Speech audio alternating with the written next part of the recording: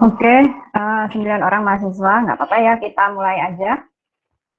Yang belum bergabung supaya nanti biar mereka gabung nanti ya. Kita menghargai yang gabung di awal ya, supaya nggak nunggu terlalu lama. Assalamualaikum warahmatullahi wabarakatuh.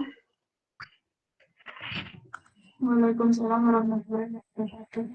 Selamat pagi semuanya, salam sejahtera bagi kita semua ya. Gimana kabarnya pagi ini? Masih ngantuk? Baru bangun? Ya, udah pada bangun? Atau masih gegoleran di kasur ya? Ya. Kalau kayak gini pada merindukan suasana kuliah di kampus nggak sih? Jadi kalau kuliah jam 7 itu ya pada rebutan di jalan ya. Rebutan di jalan, jadi kalau misal ada kelas jam 7 itu saya harus berangkat jam 6 gitu ya. Ya ternyata merindukan saat-saat seperti itu ya. Ya, oke, nggak apa-apa. Ya, kemudian ya, pertemuan kita hari ini kita akan belajar biaya kualitas dan produktivitas. Semoga semuanya sudah on ya. Yang belum bangun ya cuci muka dulu, nggak apa-apa. Kemudian yang sudah bangun boleh ambil kopi dulu, kemudian ditemani roti bakar gitu ya. Kalau nggak ada roti ya singkong, kalau nggak ada singkong ya ubi gitu ya, seandainya ya. Yang penting masih semangat mengikuti perkuliahan ya. Nah, kemarin kalau pertemuan kemarin ya kita udah belajar tentang pengambilan keputusan, baik yang lingkupnya luas ya, yang pengambilan keputusan modal, atau di lingkup yang lebih kecil ya, pengambilan keputusan taktis. Nah, hari ini kita mau belajar biaya kualitas ya. Sebenarnya kualitas itu ya sering kita dengar ya, sering kita ucapkan ya, kualitasnya buruk, kualitasnya baik. Sebenarnya kualitas itu apa sih ya? Kemudian dari perspektif Akmen itu seperti apa ya? Ya, tahu ini ya gambarnya maskapai Adam Air ini udah jadul banget ya, ini apa namanya, dia udah lama tutup ya, cuman kasusnya masih relevan dengan materi kita hari ini ya. Nah, siapa yang pernah naik Adam Air ini? Dia maskapai low cost ya. Low cost itu fiturnya minimal, kemudian dia pangsa pasarnya menengah ke bawah ya. Jadi kalau low cost yang sekarang itu ada Lion, kemudian ada Batik Air, Citylink gitu ya. Nah, di tahun 2002 itu ada maskapai Adam Air yang dia itu dinyatakan bangkrut ya di tahun 2007 ya, ketika tingkat kecelakaan dia tinggi ya, tingkat kecelakaan dia tinggi. Nah, sejak didirikan tahun 2002 sampai 2006, hanya dalam 4 tahun ya, Adam Air ini menjadi top leader ya, top leader di pasar low cost ya. Jadi dia hanya dalam waktu 4 tahun dia bisa menduduki posisi pangsa pasar terbesar dengan market share yang terbesar di pasar low cost airline. Nah, hanya dalam 1 tahun pada saat setelah dia dinyatakan top leader ya, kemudian di tahun 2007 Adam Air ini dicabut izin operasionalnya ya. Hanya dalam 1 tahun dia yang dari Menara Gading ya, kemudian langsung turun terpuruk ke bawah. Nah, penyebabnya apa? Jadi setelah dilakukan audit manajemen ya, ternyata Adam Air ini sering tidak memperhatikan kualitas layanannya. Jadi sini ada keyword kualitas ya. Jadi pesawat yang dia operasikan itu terdeteksi, terbukti tidak layak ya, di mana dia pernah menerbangkan pesawat yang rusak gagang pintunya ya. Bayangkan ya, pesawat beroperasi di udara gitu ya, kondisinya tidak fit ya, tidak bagus, tidak prima armadanya. Nah, kemudian ada bagian spare part pesawat yang diganti, yang dia itu suku cadangnya bukan dari Boeing ya, dia kan pakai Boeing 737 tapi spare partnya diganti yang lain. Kemudian ada pesawat yang udah tidak layak karena melebihi jam terbang ya. Kalau mobil itu melebihi kilometernya dia ya, kalau pesawat dia melebihi jam terbang. Kemudian ada yang bahkan parah banget, rusak jendelanya ya. Rusak jendelanya itu cuma mungkin ditutup seadanya ya, kemudian terbang begitu saja ya. Bayangkan ya betapa buruknya kualitas Adam Air ya. Kemudian tingkat kecelakaan dia tinggi. Terakhir dia itu sebelum dinyatakan dicabut izinnya itu dia kecelakaan di perairan Sulawesi ya, dengan satu awak itu hilang, dinyatakan hilang ya, sampai sekarang belum ketemu. Nah, betapa buruknya ya kualitas layanan Adam Air ini yang kemudian sampai dia itu dinyatakan pilot ya. Ternyata kualitas layanan atau produk itu ternyata ada kaitannya sama kinerja perusahaan. Nah, kualitas itu apa sih sebenarnya? Jadi kualitas itu ya, dia ukuran relatif dari mutu produk atau jasa. Jadi kalau kita membuat produk atau memberikan layanan jasa, ya, kemudian ukuran kualitas itu yang dari atas produk kita atau jasa yang kita berikan itu berdasarkan tolok ukurnya siapa. Kalau ini ukuran relatif berdasarkan perspektif siapa? Apakah perspektif perusahaan atau perspektif customer atau perspektif stakeholder atau investor ya? Ya karena kita memberikan layanan jasa atau kita membuat produk itu untuk memenuhi kebutuhan customer ya, otomatis kualitas yang dari produk atau jasa kita itu ya atas perspektif customer ya. Jadi tidak bisa dipungkiri ya bahwa customer itu menentukan indikator kualitas. Jadi kita indikator kualitasnya berdasarkan ekspektasi customer. Jadi customer itu butuh produk yang seperti apa atau ingin layanan yang seperti apa sih. Nah, kemudian cara mengukur produk itu berkualitas atau tidak itu kayak gimana? Jadi ada 8 dimensi ya. Yang ini menurut ekspektasi customer, yang ini menurut perspektif customer. Bahwa produk atau jasa itu dikatakan berkualitas apabila yang pertama dia itu memenuhi dimensi performance ya atau kinerja. Jadi konsistensi seberapa baik sih fungsi produk itu. Jadi kalau misalkan tadi Adam Air itu performance-nya apa ya? Dia berarti harus memberikan layanan yang baik ya, dari staff tiketingnya, kemudian booking tiketnya ya, kemudian kemudahan menemukan jadwal penerbangan. Kemudian kalau dari sisi kualitasnya ya berarti dia harus kondisi pesawatnya harus prima ya, harus baik ya, harus bermutu tinggi. Nah, memenuhi standar keselamatan. Nah, itu adalah performance ya. Dari performance ya, Adam Air itu sangat buruk ya. Bisa tahu sendiri ya tadi kondisi pesawatnya sangat tidak layak untuk dioperasionalkan ya.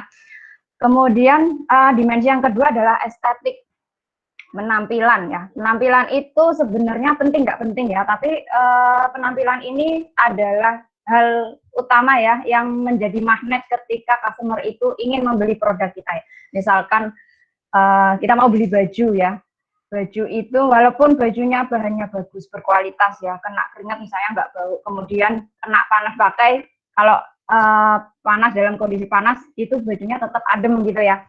Walaupun kualitas bajunya sebagus itu, kalau packagingnya, kemasannya, tampilannya tidak menarik, kira-kira kita mau beli nggak? Misalnya bajunya kusut, kemudian tidak didisplay dengan layaknya baju ya.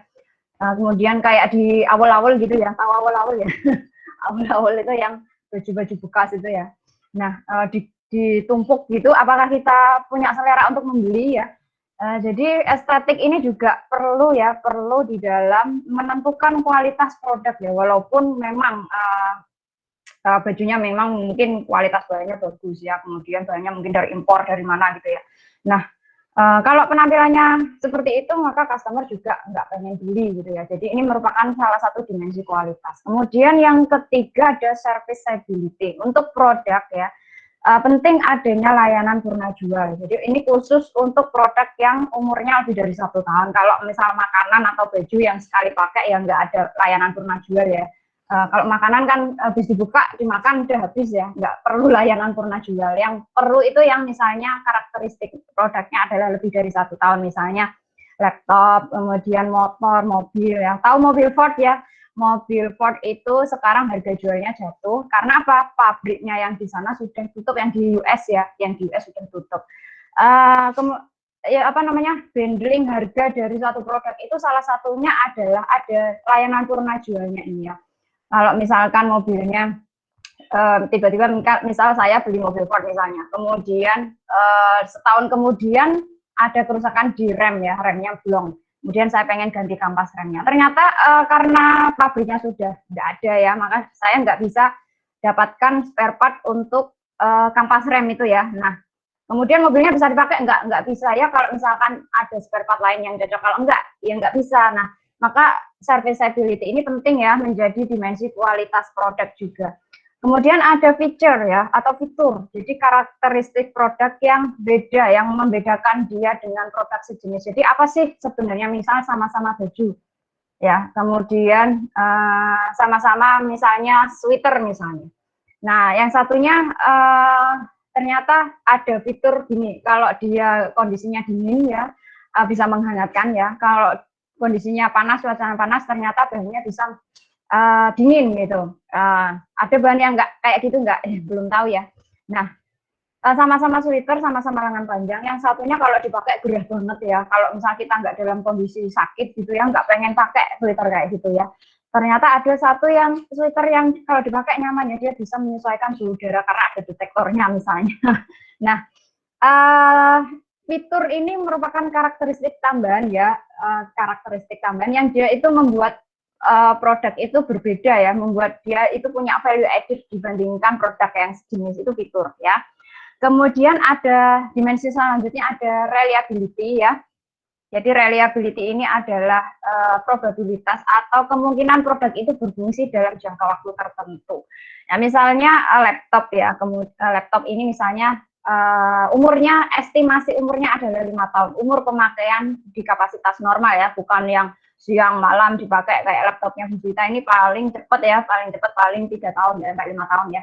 Siang, malam, pagi, sore ya, malam enggak pernah istirahat dia, pakai terus ya. Nah, kalau penggunaan laptop di kapasitas normal, seharusnya dia umurnya bisa 5 tahun ya. Tapi kalau misalkan dimensi reliability-nya ini rendah ya, buruk gitu, ternyata misal baru beli, dipakai setahun, nggak dipakai buat apa-apa, sudah nge-hang, sudah lemot ya, maka dia berarti dimensi kualitas dari reliability ini buruk ya, rendah. Nah, itu kalau reliability. Kemudian kalau durability ini sama ya, hampir mirip dengan reliability, hanya kalau durability ini jangka waktunya. Sebenarnya produk ini tahan berapa lama sih ya?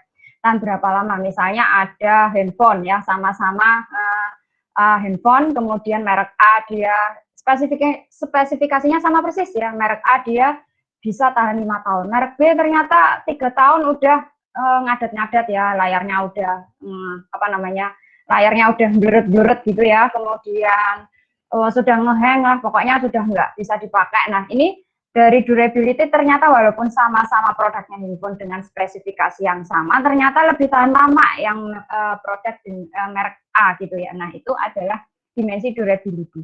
Kemudian fitness for use atau kesesuaian produk sesuai yang dipromosikan. Misalnya printer ya, misalnya printer.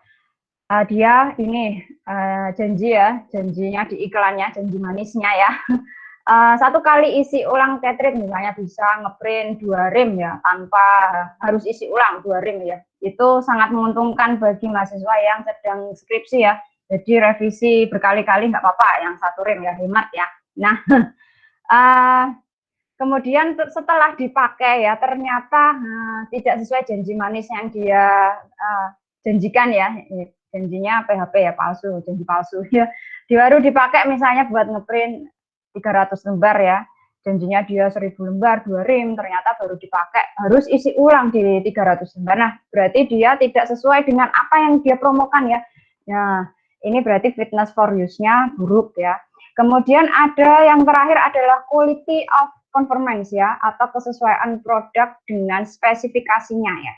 Misalnya handphone ya, kemudian kamera depannya misalnya yang selfie yang beauty plus plus ya, 8 megapiksel misalnya, atau 13 megapiksel. Nah, seharusnya dengan spesifikasi kamera yang kayak gitu, kalau nangkap gambar ya, misalnya buat selfie itu langsung poreless ya, nggak perlu make up gitu ya. Nah, ternyata setelah dipakai dia ini ya, tidak sesuai dengan spesifikasinya. Yo, kameranya katanya 13 megapiksel, ada fitur beauty plus plus, kok saya tetap nggak ini ya, tetap fotonya jelek sih.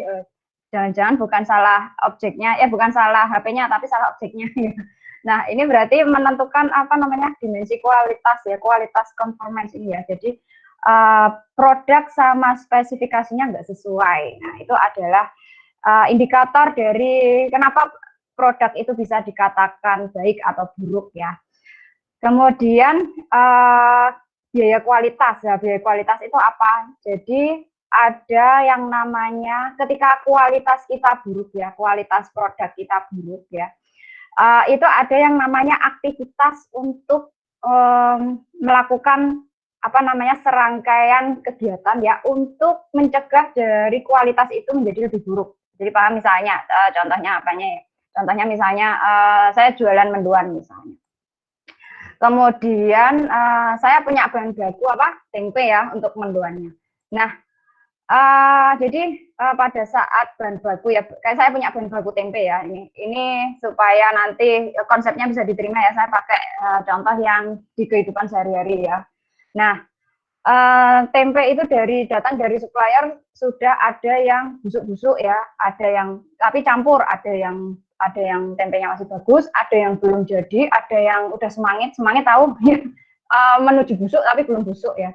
Kemudian ada yang sudah busuk. Nah, ini adalah kualitas yang buruk ya di bahan baku saya ya. Jadi saya karena pengen menekan harga jual mendoan, saya ambil bahan baku dari supplier yang harganya murah. Tapi ternyata kualitas bahan bakunya buruk. Nah, kemudian saya ada aktivitas tambahan apa? Ada mensortir tempenya itu ya. Jadi mana sih yang layak dipakai mendoan? Harusnya yang tempenya yang udah jadi ya, udah jadi, kemudian bisa diiris ya. Nah, tapi belum sampai semangit, tahu semangit ya? Itu bahasa Inggrisnya ya. Jadi sebelum busuk itu semangit ya tempenya. Nah, kemudian saya harus nyortiri tempe itu ya, harus nyortiri. Nah, aktivitas mensortir tempe tadi yang saya pilah-pilah untuk dibikin mendoan supaya mendoannya enak ya, itu berarti adalah aktivitas yang berkaitan dengan kualitas. Aktivitas sortir tempe tadi sebenarnya nggak perlu terjadi ya seandainya saya menggunakan kualitas bahan baku yang baik ya. Misalnya saya harusnya pakai tempe murni ya, yang asli mendoan yang dari Purwokerto itu ya, yang tipis-tipis, maka saya nggak perlu motongin lagi. Ya, itu adalah aktivitas yang kaitannya sama kualitas yang buruk. Itu disebut aktivitas yang berkaitan dengan kualitas. Nah, aktivitas ini masih ingat ya, ada activity value added, non value added ya. Kemarin kita udah belajar bareng. Nah, aktivitas ini sebenarnya non value added ya, nggak perlu ya, nggak penting ada aktivitas ini.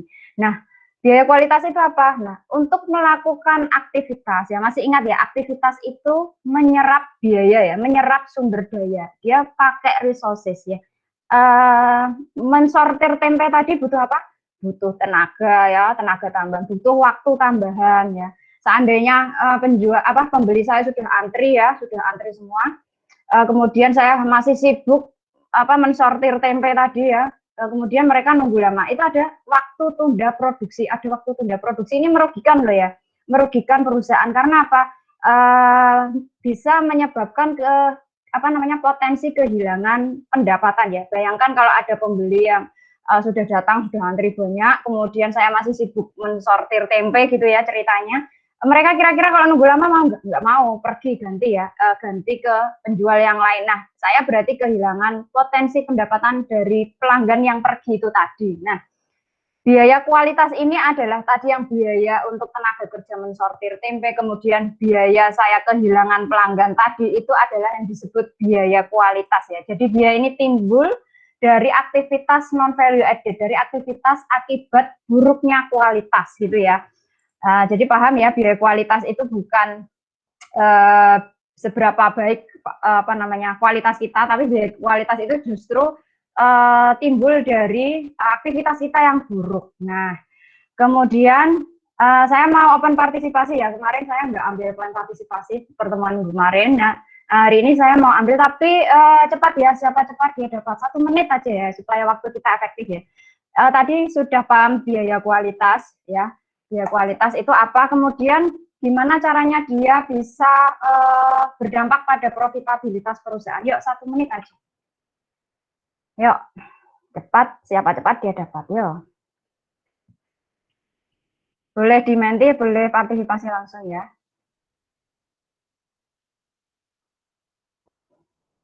Ada yang mau partisipasi? Ada? Ada enggak?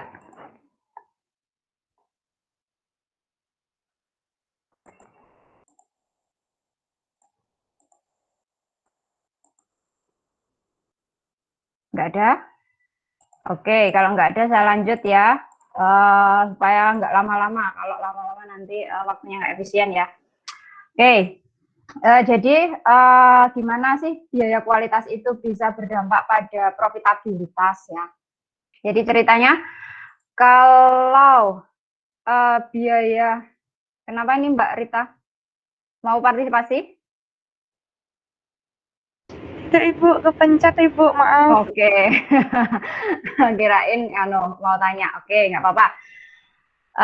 Jadi tadi apa sampai mana tadi biaya kualitas ya. Jadi kenapa biaya kualitas itu bisa mempengaruhi profitabilitas? Dia ada dua cara ya. Yang pertama dengan meningkatkan jumlah penjualan. Jadi kalau kualitas produk kita itu baik ya, kualitas jasa kita itu layanannya baik, kemudian bermutu tinggi gitu ya, maka otomatis produk kita itu akan diterima di pasaran nggak? Ya diterima di pasaran. Kemudian kalau misalkan tadi mendoan saya itu ceritanya mendoan saya itu apa namanya crispy ya, kemudian masih hangat ya, masih di sampai tangan customer masih hangat ya, mendoan hangat gitu ya.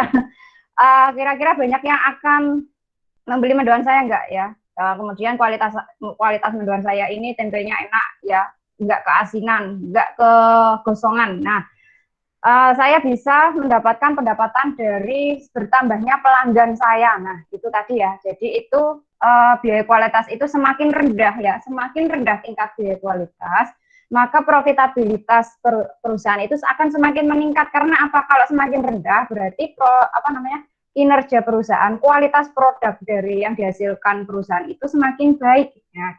Tapi sebaliknya kalau biaya kualitasnya tinggi ya, jadi ternyata mendoan saya itu tadi ada yang kalau dimakan sudah busuk tempenya atau sudah semangit atau ada yang belum jadi ya, hanya makan tepung sama kedelai doang yang berpisah-pisah gitu ya. Nah, itu berarti saya punya kualitas produk yang buruk. Mungkin pada saat itu saya bisa mendapatkan pendapatan ya karena sudah terlanjur beli, tapi belum tentu di periode berikutnya, di hari berikutnya saya bisa mendapatkan pendapatan pada kapok gitu ya. Nah, itu gimana caranya biaya kualitas berdampak pada profitabilitas, ilustrasinya seperti itu ya. Kemudian untuk mengendalikan kualitas ya kita butuh aktivitas ya, butuh aktivitas untuk ini kaitannya sama kualitas ya. Jadi ada aktivitas pengendalian atau control activity, kemudian ada aktivitas kegagalan atau failure activity. Jadi aktivitas ini yang kalau kontrol itu dia sebelum adanya kegagalan ya, sebelum adanya produk cacat ya. Jadi aktivitas ini dilakukan untuk mencegah dan mendeteksi buruknya kualitas. Kalau yang failure berarti aktivitas itu terjadi setelah produk itu gagal ya, setelah produk itu cacat ya.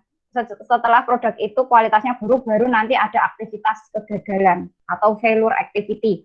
Nah, kalau berdasarkan kategorinya ini ya, tadi kegiatan pengendalian sama kegiatan kegagalan. Kalau berdasarkan definisinya, biaya kualitas itu dibagi menjadi 4. Ada biaya pencegahan, kemudian penilaian, kemudian ada kegagalan internal sama kegagalan eksternal. Nah, kegiatan pengendalian ini ya kaitannya sama pencegahan ya. Jadi dia itu untuk mengendalikan supaya kualitasnya tidak memburuk. Jadi aktivitas misalnya tadi saya sortir tempe tadi ya, itu merupakan aktivitas pengendalian ya, biaya pengendalian. Supaya apa? Supaya harapannya kualitas mendoan saya tidak memburuk. Jadi ada deteksi awal ya, deteksi mana tempe yang busuk, mana yang belum jadi ya. Itu adalah pengendalian, pencegahan. Kemudian ada penilaian. Kalau penilaian itu ya, penilaian itu kaitannya untuk menilai produk itu sudah berkualitas atau belum ya. Produk ini sebenarnya sudah sesuai dengan ekspektasi pelanggan apa belum. Jadi ada yang namanya ini ya pemeriksaan kemasan, kemudian pengujian produk testing. Jadi setelah mendoannya matang ya dicicip ya. Cicipnya satu aja, jangan kebanyakan ya. Kalau kebanyakan namanya dimakan sendiri itu namanya. Dicicip, oh udah crispy belum? Oh kemudian keasinan belum? Ternyata keasinan, diulangi ya. Yang tepungnya tambah tepung. Kemudian tempenya sudah enak belum ya? Ini benar tempe yang kualitasnya bagus apa enggak? Itu adalah aktivitas penilaian. Di situ ada biaya penilaian ya. Jadi ada biaya testing produk. Kemudian kalau biaya kegagalan internal itu adalah dia setelah setelah gagal ya, produk itu produk cacat, tapi posisinya belum sampai ke customer, masih di internal perusahaan ya. Jadi misalnya tadi mendoan saya ya, hari ini temanya mendoan ya. Jadi harap kalau yang pagi-pagi pengen mendoan silakan. Jangan tergoda ya. Ya, kemudian misalnya tadi biaya kegagalan internal ya. Jadi ada misalnya ternyata saya ini ya dalam mensortir bahan baku kurang ya, kurang teliti. Ternyata ada satu tempe yang busuk atau yang menuju busuk yang semangit itu ya. Ada satu tempe yang busuk ternyata ikut digoreng. Kemudian ternyata pada saat mau packaging ya, mau memadai plastik itu ya, mau ditaruh di plastik sebelum diserahkan ke customer, saya tahu oh ini tempenya busuk ini. Nah, ini berarti biaya kegagalan internal ya. Karena apa? Produk ini nggak bisa dijual yang produk mendoan yang busuk tadi ya. Harus diapakan? Harus diganti. Nah, harus diganti. Namanya rework, pengerjaan ulang. Nah, di sini berarti saya keluar biaya apa? Biaya bahan baku, tenaga kerja sudah masuk, BOP ya, gasnya, minyaknya sudah masuk. Itu tadi adalah biaya kegagalan internal, tapi belum sampai ke customer.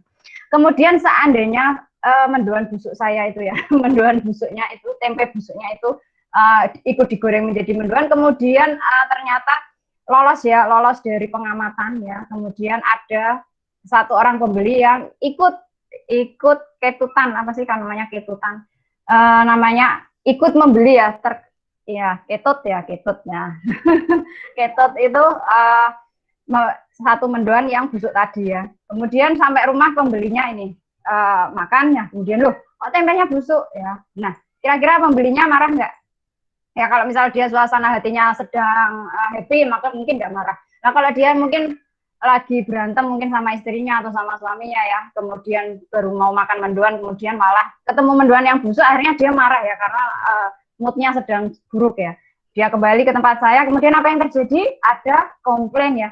Ini mendoannya kok busuk. Nah, biaya aktivitas komplain ini tadi menyerap biaya ya. Ada biaya untuk menangani komplain. Itu adalah biaya kegagalan eksternal. Jadi kemudian saya ganti produknya ya Bu, ya ganti mendoannya. Atau refund uangnya. Nah, ganti produk kemudian refund diskon itu adalah biaya kegagalan eksternal ya. Dia timbul pada saat produk cacat itu sudah diterima oleh customer gitu ya. Nah, kemudian cara ngukur biaya kualitas itu gimana sih? Nah, biaya kualitas ini nanti dibagi menjadi dua ya, observable sama hidden quality cost ya. Jadi ada yang hidden, ada yang observable. Observable itu yang kayak gimana? Jadi observable itu yang bisa diamati ya. Kalau misalkan penurunan penjualan ya, hari ini misalnya saya bisa dapat 100.000. Besok karena kualitas mendoan saya buruk, dapatnya 70.000. Kemudian 50.000, kemudian 30.000, terus menurun. Nah, penurunan penjualan ini selisihnya ya, saya bisa ukur. Nah, penurunan penjualan ini adalah biaya observable, biaya kualitas yang observable, bisa diamati ya, bisa dihitung. Nah, kemudian kalau yang hidden kayak gimana? Hidden itu berarti yang tidak bisa diamati secara langsung ya. Jadi kalau misalnya saya kehilangan potensi pendapatan ya, saya kehilangan customer, saya kehilangan pangsa pasar. Seperti Adam R tadi, kasusnya Adam R, bahwa dia itu sampai dinyatakan pilot, dia kehilangan pangsa pasar yang dari top leader menjadi kemudian bangkrut gitu ya. Berapa hidden cost ya, hidden quality cost-nya dia? Bisa dikuantifikasikan apakah 100 miliar atau 1 triliun? Itu perlu perhitungan khusus ya. Jadi tidak observable, tidak bisa kita langsung amati ya. Di sini ada 3 metode untuk mengukur biaya kualitas. Yang pertama adalah multiplier, kemudian yang kedua pakai fungsi biaya, ya. Kemudian yang ketiga nih ya, yang kedua market research, kemudian yang ketiga pakai fungsi Taguchi ya. Jadi yang pertama multiplier ini untuk biaya yang observable ya, yang terlihat, yang bisa diamati. Jadi multiplier ini dia itu menghitung biaya kegagalan total pakai faktor multiplier ya. Jadi ini K dikalikan biaya kegagalan yang terukur ya. K ini adalah efek pengali. Efek pengali ini berdasarkan pengalaman perusahaan. Jadi ada berapa kali sih selama dia produksi ya, berapa kali dia harus menangani biaya kegagalan eksternal, berapa kali dia harus dikomplain customer, berapa kali dia harus memberikan potongan harga, memberikan refund, menarik produk cacat berapa kali. Jadi ini berdasarkan pengalaman dia ya. Nah ini contohnya misalnya PT Tidak Abadi ya, karena tidak ada yang abadi di dunia ini ya. Nah jadi PT Tidak Abadi ini punya biaya kegagalan eksternal ya, meliputi tadi ragam jenisnya, ada diskon, kemudian retur, komplain tadi ya, totalnya 2 juta. Nah, kemudian dia punya pengalaman, oh ternyata sekali produksi dia punya 3 kali biaya kegagalan nih, punya 3 kali. Nah, 3 kali ini adalah faktor multiplier ya, maka langsung dikalikan 3 kali 2 juta. Biaya total estimasi kegagalan dia adalah 6 juta. Jadi potensi kerugiannya dia 6 juta ya. Kemudian yang kedua adalah market research atau pakai metode penelitian pasar, di mana itu pakai interview ya, pakai interview atau survei. Jadi kalau kita sering jalan-jalan ke mall ya, sering ada tim sales penjualan ya, mendatangi kita, kemudian minta kita ngisi survei kepuasan pelanggan atau isian survei singkat lah. Nah itu adalah dalam rangka dia mencari tahu sebenarnya kualitas produk dia itu sudah sesuai dengan ekspektasi pelanggan atau belum, kayak gitu ya. Kalau ternyata dari sekian survei itu pelanggan menyatakan, oh enggak, produkmu itu buruk ya. Nah, kemudian perusahaan bisa mengestimasi kira-kira nanti tingkat refundnya berapa, tingkat retur barangnya berapa, tingkat komplainnya berapa. Dia bisa estimasi dari berdasarkan data di lapangan. Pakainya penelitian ya, market research ya. Nah, kemudian yang ketiga adalah Taguchi ya, pakai fungsi Taguchi. Jadi fungsi ini pakai matematis ya, hitungan matematis ini ditemukan oleh Dr. Genichi Taguchi ya tahun 1989.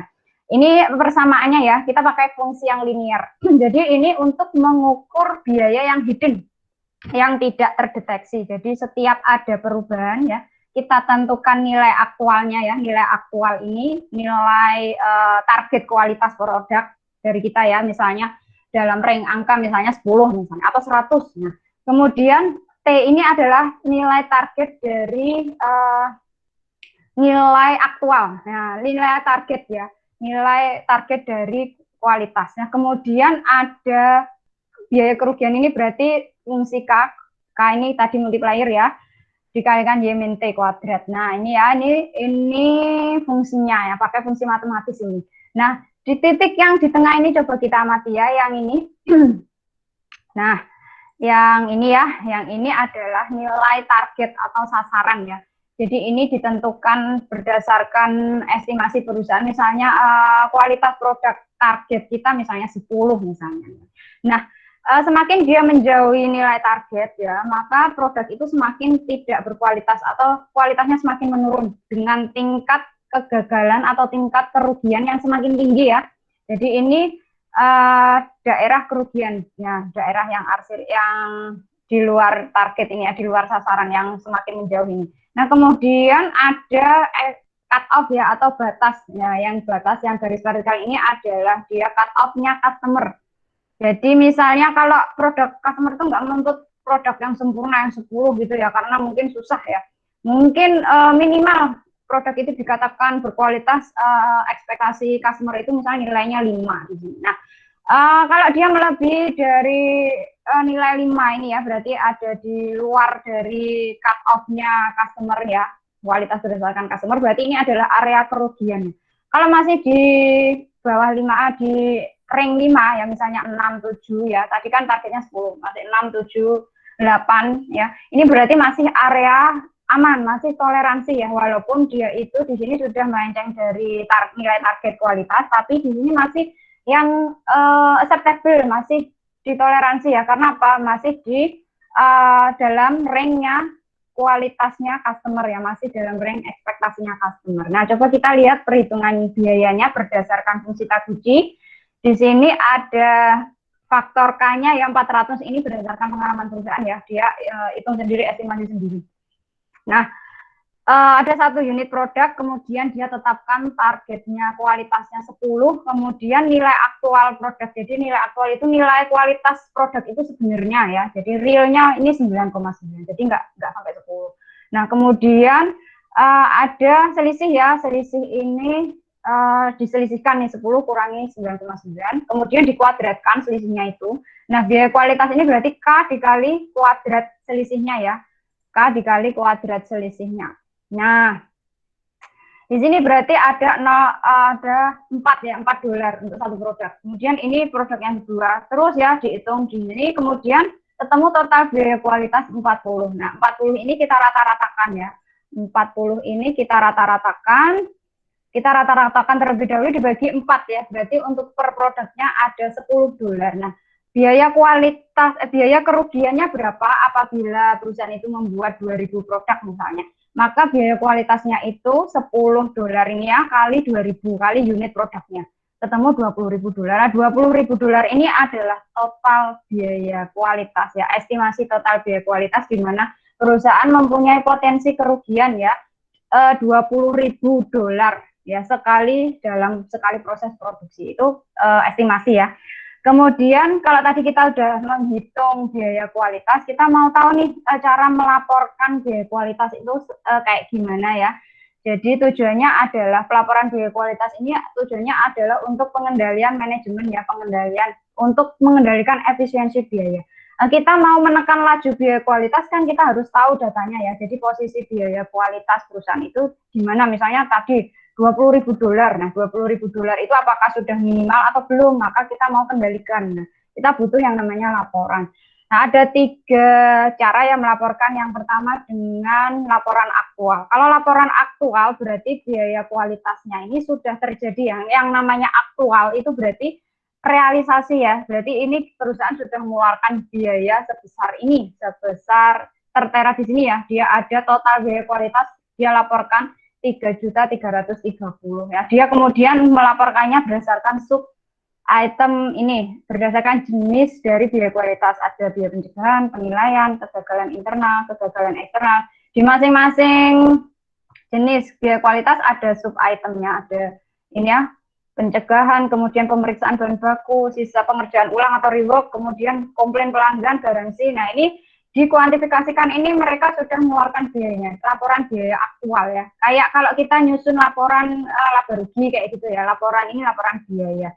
Nah, kemudian kalau persentase dari penjualan nanti tinggal dibagi dengan jumlah penjualan ya, ini 1.150 bagi 22.200, ini total penjualannya, ketemu persentase biaya pencegahan berarti 5,18 dari persentase penjualannya. Kemudian kita ke fungsi biaya kualitas. Kalau tadi melaporkannya secara aktual yang historis ya. Jadi kalau misalkan tadi ketemu biaya pencegahan 5,18%, itu sebenarnya baik atau buruk sih ya. Itu sebenarnya tinggi atau rendah ya. Itu kita nggak bisa tentukan ya. Jadi kalau laporan biaya aktual itu kan ya biaya yang sudah kita keluarkan. Cuman untuk dari sisi pengendaliannya kita nggak bisa ya. Karena nggak ada ukuran mana yang tinggi, mana yang rendah, mana yang bisa ditoleransi. Nah, kalau pakai fungsi biaya, ya kita masukkan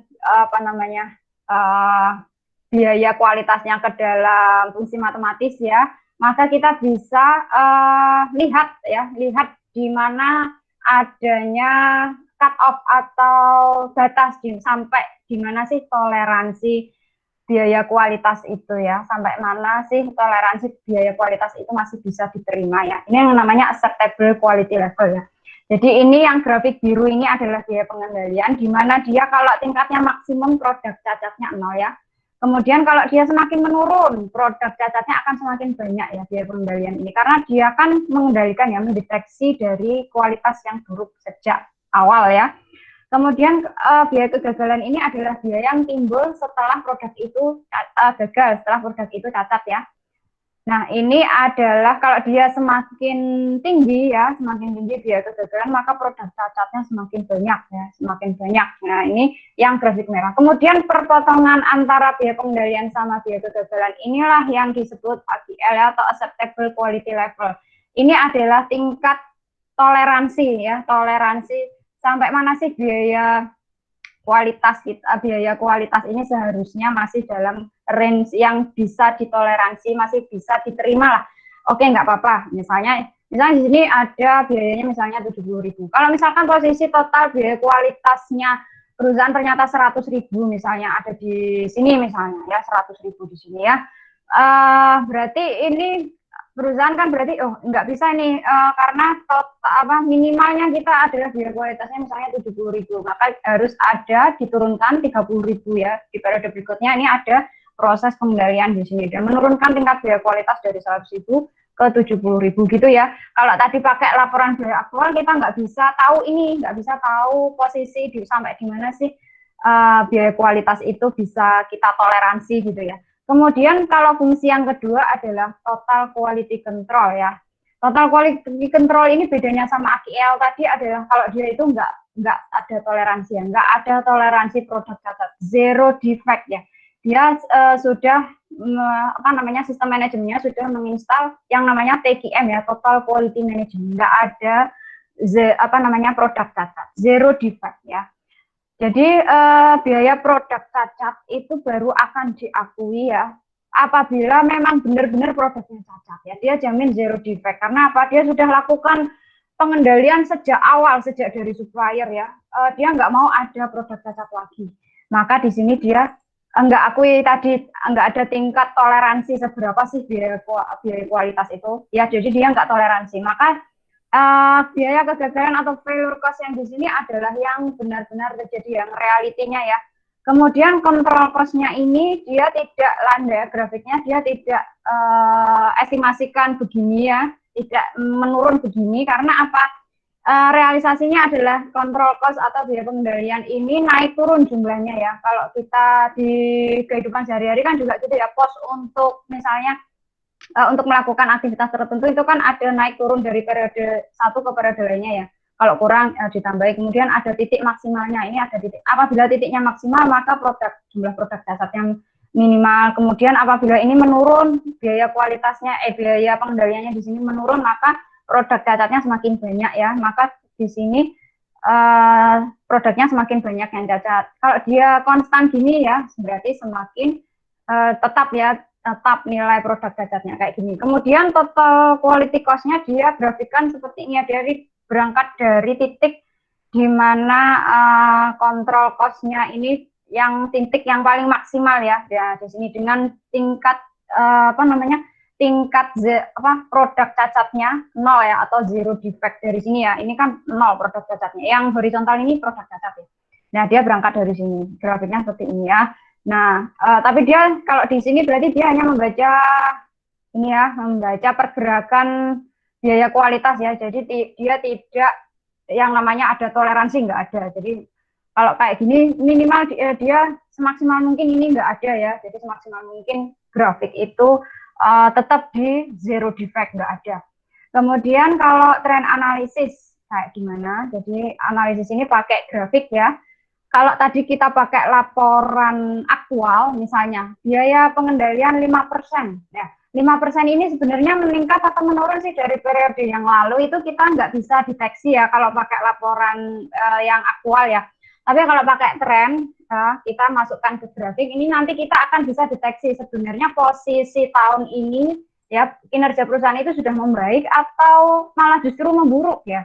Tadi ini ada biaya kualitas ya, kemudian kita prosentasekan dari penjualan ya, kemudian kita masukkan ke grafik dari tahun ke tahun ya. Nah, dari grafik kita lihat satu pola ya, ternyata grafiknya menurun dari tahun ke tahun, dari tahun 2002 hingga 2006 ini menurun ya, menurun terus menurun.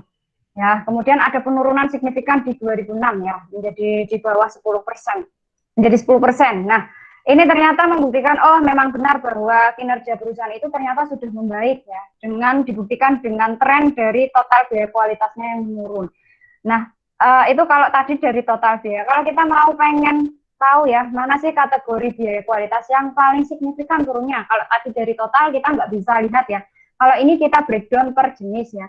Jadi ternyata ini ada grafik yang menurunnya tingkatnya signifikan ya, dari 10% menjadi di bawah 2% ya. Nah, ini ada grafik yang hijau ini. Yang hijau atas itu adalah biaya kegagalan eksternal ya. Jadi perusahaan ini ternyata memang betul bahwa kinerja perusahaan meningkat dengan kualitas produk yang meningkat dibuktikan dengan menurunnya biaya kegagalan eksternal, menurunnya tingkat komplain ya. Maka ini yang disebut tren ya, laporan tren biaya kualitas. Kalau dari situ kita bisa manfaatkan untuk pengendalian biaya kualitas seminimal mungkin ya. Jadi yang optimal itu yang kalau biaya kualitasnya seminimal mungkin, kalau bisa nol. Karena biaya itu sebenarnya nggak penting ya, nggak penting ada gitu ya. Yang kita harus kendalikan hingga titik maksimal ya, titik seminimal mungkin ya, maksimalnya adalah nol. Nah kemudian informasi biaya kualitas itu sebenarnya buat apa? Buat apa sih sebenarnya ya? Jadi di sini ada yang pertama, dia membantu proses manajerial ya tadi terkait dengan pengendalian biaya tadi ya. Jadi sampai tingkat efisiensi semaksimal mungkin. Kemudian yang kedua ada untuk penilaian supplier. Jadi tadi kaitannya biaya kualitas itu tadi kalau kaitannya sama bahan baku ya, supplier itu kaitannya sama bahan baku. Misalnya tadi contohnya kasus mendoannya Bu Suita tadi ya, mendoannya Bu Suita tadi. Ternyata dari periode ke periode banyak suppliernya ini banyak mensuplai tempe yang kualitasnya tidak bagus ya. Kemudian saya capek ya, lelah dengan hidup saya sendiri ya, lelah milih tempe ya. Ya lelah milih tempe mana yang bagus, mana yang belum jadi, mana yang busuk, mana yang semangit gitu ya. Nah, kalau dalam periode tertentu ya, kinerjanya nggak membaik ya supplier itu ya. Ya, kemudian saya bisa nilai untuk mengganti supplier ya. Jadi saya bisa melakukan penilaian supplier dari biaya kualitas itu tadi ya, dari biaya kualitas yang tadi saya hitung tadi ya. Kemudian yang ketiga untuk penetapan strategic pricing ya, untuk pricing produk. Jadi biaya kualitas ini sebenarnya nanti menjadi komponen perhitungan biaya produk ya, karena dia melekat di proses dari proses produksi produk itu. Nah, kalau saya bisa hilangkan ya, saya bisa hilangkan aktivitas sortir tempe tadi ya, kemudian saya bisa kontrol biaya kualitas hingga tingkat nol ya, maka saya bisa efisiensi biaya. Misalnya tadi saya butuh 100.000 untuk biaya kualitasnya. Kemudian saya bisa eliminasi 100.000 itu dari perhitungan biaya produk mendoan saya ya. Misalnya mendoan saya satunya 1.000 ya. Dengan eliminasi biaya kualitas saya bisa jual 800. Ini adalah strategic pricing ya. Mendoan saya akan lebih kompetitif di pasar gorengan ya, di pasar gorengan. Kemudian saya bisa menjadi tidak menutup kemungkinan saya menjadi top leader market gorengan ya. Top leader market gorengan ya. Nah, itu berarti untuk kepentingan strategik ya, strategic pricing. Kemudian selanjutnya adalah biaya kualitas itu penting untuk profitabilitas ya. Tentu kalau kita bisa mengefisiensikan biaya ya sampai tingkat nol tadi biaya kualitasnya, maka profitabilitas akan meningkat. Kemudian untuk desain produk baru ya, desain produk baru ini kaitannya sama untuk meningkatkan kualitas ya dengan tingkat zero defect ya. Nah, misalnya desain produk baru misalnya mendoan delivery sampai di customer dalam keadaan hangat ya. Mendoan aja butuh hangat ya. Nah, ya itu berarti desain produk baru untuk apa? Untuk meningkatkan kualitas produk ya. Nah, itu adalah penting kenapa kita perlu tahu biaya kualitas. Nah, kemudian kita ke produktivitas ya. Jadi sering ya kita jumpai ya di kehidupan sehari-hari, kita lagi produktif nih, lagi nggak produktif. Oh, kamu kok produktif banget sih ya?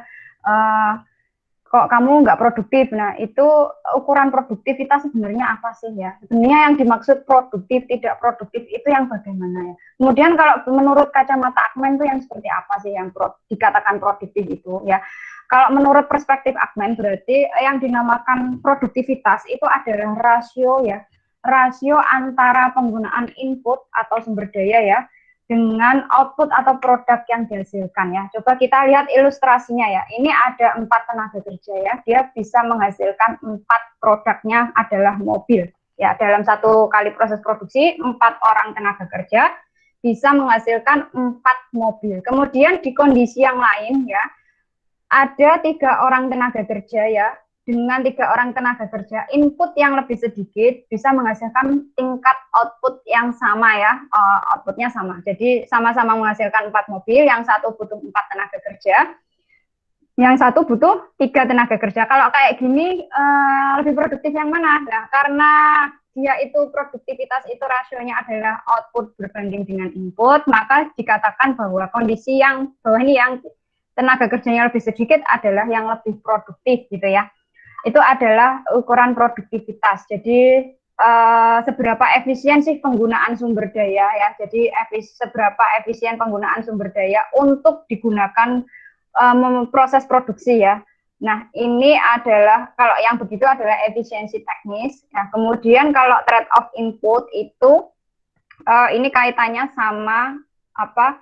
Karena biaya inputnya banyak ya, nggak hanya tenaga kerja, ada bahan baku. Nah, maka kombinasi dari harga input atau harga sumber daya tadi yang paling optimal yang mana? Nah, ini adalah efisiensi trade off input. Yang paling menguntungkan yang mana ya? Ya, itu tadi ya.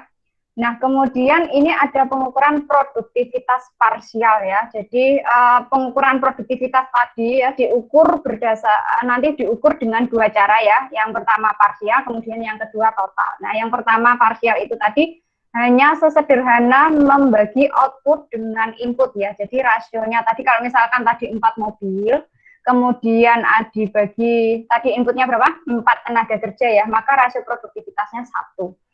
Kalau misalkan dikonversi dalam nilai uang, misalnya mobil tadi 4 nilainya misalnya 500 juta, kemudian gaji 4 orang tenaga kerja misalnya 100 juta ya, maka 500 juta bagi 100 juta, ketemunya 5. Itu ukuran produktivitas yang keuangan. Nah, kemudian ini ya cara kita mengukur produktivitas parsial ya, misalnya ini ada PT Kendall ya, dia produksi roti tawar, rasio produktivitas di tahun 2019 adalah 3. Kemudian tahun 2020 ya, PT Kendall ini mengganti ya proses produksi yang dari dia manual, yang dari tenaga kerjanya harus bantingi adonan roti itu tadi ya, digantikan dengan mesin ya. Kalau pakai mesin dia bisa memproduksi 150.000 bungkus roti. Nah, dengan menggunakan mesin berarti ada penurunan jam tenaga kerja ya, turun menjadi 37.500 ya. Kemudian ini PT Kendall ini sebenarnya bisa dikatakan produktif atau enggak kayak gitu ya. Maka ini kita cari tahu dulu rasio produktivitas. Jadi 150.000 bagi 37.500 ya. Output dibagi input, ketemu 4 ya rasio produktivitasnya. Kemudian tahun 2019 ada rasio produktivitas berapa? 3 ya, 3 ke 4 berarti memang betul bahwa PT Kendall ini ada peningkatan produktivitas ya, dibuktikan dengan rasionya yang meningkat. Itu kalau berdasarkan ukuran produktivitas parsial. Nah, produktivitas parsial sendiri punya keunggulan ya, punya keunggulan sama kelemahan masing-masing. Yang pertama keunggulannya dia itu manajer bisa fokus pada penggunaan sumber daya input tertentu ya. Jadi tadi karena apa? Karena dia memang fokusnya secara parsial ya, secara per input sumber daya. Kalau tadi tenaga kerja ya tenaga kerja. Kemudian kalau misalkan nanti inputnya jam mesin ya jam mesin. Misalnya inputnya penggunaan modal atau kas ya berarti kas itu ya. Nah, kemudian karena dia itu gampang ya, jadi menghitungnya gampang, interpretasinya juga mudah ya. Kemudian tadi misalnya dari 3 ke 4, meningkat, kayak gitu ya, gampang dipahami dia itu. Kemudian yang ketiga bisa menilai kinerja produktivitas ya karyawan. Jadi kalau tadi ada 4 tenaga kerja sama 4 output mobil, dibandingkan dengan 3 tenaga kerja dengan 4 output mobil yang sama ya, berarti bisa dikatakan bahwa kondisi yang dibutuhkan tenaga kerja yang lebih sedikit, yang 3 dengan output yang sama itu yang lebih produktif ya. Jadi ini menjadi ukuran produktivitas dari sumber daya manusia SDM ya.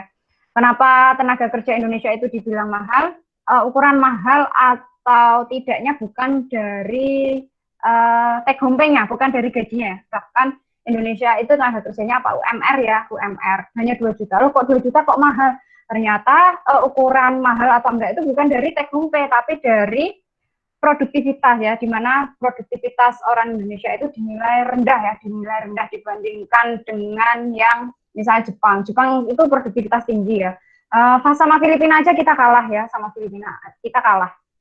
Nah, jadi kenapa di sini nanti banyak kasus ya investor asing itu lebih memilih tenaga kerja asing ya, lebih pilih mendatangkan tenaga kerja asing. Karena apa? Dinilai tenaga kerja kita itu mahal, tidak produktif. Misalnya UMR-nya 2 juta, kemudian kita tenaga kerja Indonesia itu hanya misalnya dalam satu kali proses produksi hanya kalau dirasiokan hanya menghasilkan 1 produk misalnya. Maka rasio produktivitasnya berapa? 2 juta ya, 2 juta. Nah, kemudian kalau misalkan tenaga kerja asing ya, gajinya berkali lipat ya dari tenaga kerja Indonesia, misalnya dia gajinya 10 juta. Tapi dia itu lebih produktif ya, lebih produktif dalam untuk satu orang tenaga kerja misalnya bisa menghasilkan 10 ya. Kemudian 10 juta dibagi 10, 1 juta ketemu rasio produktivitasnya. Lebih mahal yang mana? Ternyata lebih mahal yang Indonesia, walaupun take home pay-nya jauh di bawah tenaga kerja asing ya. Ini menjadi PR bersama ya, kenapa kita masih punya problem besar ya di sumber daya manusia ya, di pembangunan sumber daya manusia. Indonesia masih punya PR besar. Kenapa produktivitas kita itu ya, kita itu rendah sekali dibandingkan dengan tenaga kerja asing ya. Itu sekilas info ya. Kemudian kita kembali ke laptop ya. Jadi ada kelemahan produktivitas parsial karena dia diukur terpisah, jadinya tidak akurat. Kenapa? Kalau misalkan tadi rasionya 3:4 tadi ya. Jadi ada peningkatan produktivitas 3:4. Benar nggak sih 3:4 itu perusahaan itu dikatakan produktif? Jangan-jangan ya karena adanya penambahan sumber daya baru ya. Ada penambahan mesin tadi ya, yang PT Kendall tadi. Ada penambahan mesin. Kalau penambahan mesin ya otomatis memang jumlah penggunaan jam tenaga kerja menurun. Nah, apakah penurunan jumlah jam tenaga kerja itu dikatakan produktif ya? Atau jangan-jangan itu karena dampak dari penggunaan mesin. Nah, dari produktivitas parsial nggak bisa kita ukur ya, seperti itu. Maka kita harus mengukurnya secara agregat, secara total. Maka ada produktivitas total, di mana kita mengukur produktivitas dari semua sumber daya ya, semua sumber daya atau input yang kita gunakan dalam menghasilkan produk, dalam proses produksi. Nah, produktivitas total ini kita bagi menjadi dua, ada profil sama profit link atau yang berhubungan dengan laba. Nah, produktivitas profil ini dia seperti produktivitas parsial, hanya dia bisa memasukkan lebih dari satu sumber daya ya. Jadi di sini ada tahun 2019 sama 2020, dia inputnya apa? Jam tenaga kerja sama bahan baku. Nah, jumlah mesinnya ini yang diproduksinya adalah output. Ya, output. Nah, kemudian kita cari produktivitas profilnya untuk tenaga kerja ya tahun 2019 berarti output bagi input ya 120 bagi 43. Kemudian yang 2020 150 bagi 37.500 ketemu 4. Kemudian ada bahan baku ya sama ya output bagi input. Nah, ini adalah rasio produktivitas profil. Nah, ini sampai di sini kita masih belum bisa analisis ya, karena kita harus linkkan dengan produktivitas yang kaitannya sama laba. Jadi peningkatan rasio produktivitas ini ya dari 3:4 kemudian dari 0,1 menjadi 0,105 ini seberapa banyak dia berkontribusi pada laba ya. Seberapa banyak sih peningkatan produktivitas itu bisa meningkatkan laba atau profitabilitas perusahaan gitu ya. Kita pakai produktivitas profit link atau yang berkaitan sama laba. Nah, rule-nya untuk menghitung produktivitas profit link ini kita pakai, kita pilih satu periode yang periode dasar ya. Periode dasar ini adalah asumsinya nanti tidak ada perubahan aktivitas, tidak ada perubahan produktivitas ya. Kemudian untuk periode berjalan yang mau kita ukur produktivitasnya kita bandingkan dengan target kualitas yang sudah kita tentukan dari periode dasar. Misalnya ini ada dua kondisi ya, kita pilih misalnya tahun 2019 itu sebagai periode dasar. Periode dasar itu yang mau kita jadikan acuan ukuran target kualitas produktivitas ya. Kemudian nanti tahun 2020 ini kita mau bandingkan, kalau kita mau membandingkan sesuatu kan kita harus punya standarnya ya. Mana sih yang tolak ukurnya? Nah, tolak ukur produktivitasnya kita pakai yang 2019 ya. Nah, kemudian tadi sudah ada produktivitas profil ya, kita sudah hitung ya dari output dibagi input ya. Kalau tenaga kerja pakai jam, kalau yang produktivitas pakai bahan baku ya. Kemudian di sini kita tabel yang biru ini ya, yang atas ini ya, kita mau cari berapa sih sebenarnya target produktivitas di tahun 2020 ya. Jadi jumlah input ya, jumlah input maksimal ya, jumlah input dengan keadaan tanpa perubahan produktivitas. Jadi ini adalah periode dasar ya. Jadi sebenarnya sederhananya adalah ini target ya, target produktivitas. Jadi tenaga kerja kita ya, tenaga kerja perusahaan itu di tahun 2020 itu dia pakai 50.000 jam. Kemudian bahan baku dia pakai maksimal 1.500.000 ton ya. Di sini 150.000 ini dari yang output di 2020. Kemudian tenaga kerjanya pembaginya 3 itu dari rasio profil yang tahun 2019 ya, periode dasarnya bagi 3. Kemudian yang bahan baku itu input ya 150.000 bagi 0,1 ya dari profil yang rasio produktivitas profil tahun 2019 untuk bahan baku. Nah, ini ketemu jumlah target dari penggunaan sumber daya. Kemudian kalau diuangkan nilai ini berapa ya? Maka kita kalikan ya 50.000 jam kali harga tenaga kerja di tahun 2020. Kita pakai harga yang 2020 karena kita mau mengukur target 2020 ya, kali 12. Kemudian biaya bahan bakunya kita kalikan dengan harga yang 2020 kali 3 ini ya.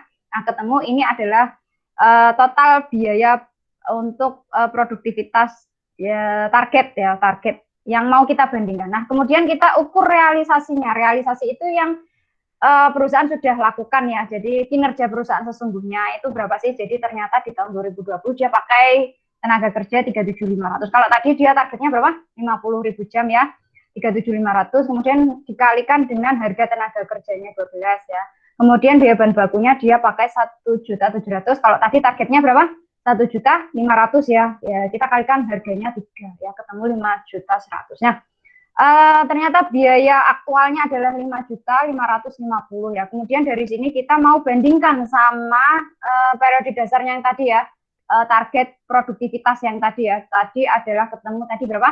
5.100.000 ya. Tadi ketemu 5.100.000 ini. Oh, ini di bawahnya ada ini yang kolom 2 nih. Ini ketemu ini adalah biaya produktivitas netral atau yang target 5.100.000. Maka untuk rasio produktivitas yang profit link kita kurangkan yang dari aktual yang kolom 4 dengan kolom 2 nih ya, kita kurangkan, ketemunya minus 450. Oh, ternyata usut punya usut ya ceritanya.